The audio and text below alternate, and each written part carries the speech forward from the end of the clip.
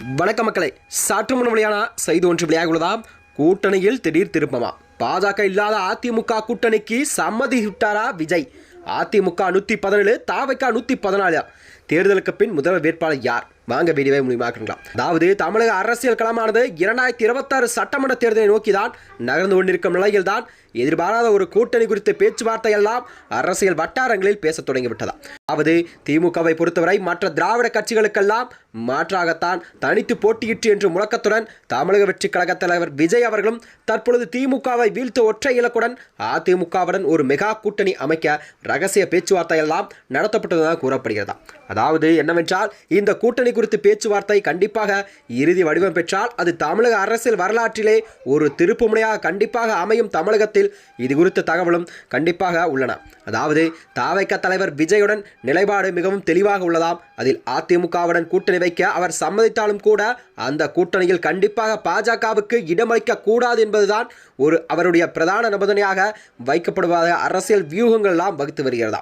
அதாவது பாஜக கூட்டணி இருந்தால் கண்டிப்பாக நாங்கள் அதிமுகவுடன் கூட்டணி சேர மாற்றும் நிலைப்பாட்டில்தான் விஜயின் கருத்துக்கள் இருப்பதாக கூறப்படுகிறதா.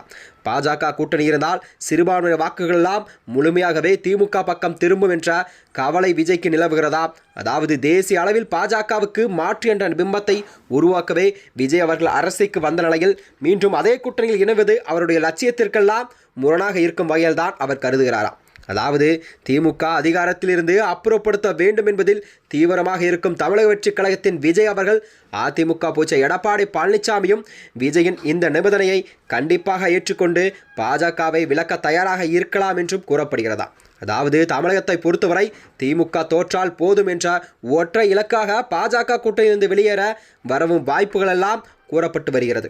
அதாவது தொகுதி பங்கீடு பொறுத்தவரை தமிழகத்தில் மொத்தமுள்ள 234 சட்டமன்ற தொகுதியிலுமே அதிமுக 117 தொகுதியிலும் தாவேகா 117 தொகுதியிலும் கண்டிப்பாக தமிழகத்தில் போட்டியிட வேண்டும் என்று விஜய் தரப்பு கோரி வருவதாக செய்திகளெல்லாம் பேசப்பட்டு வருகிறது.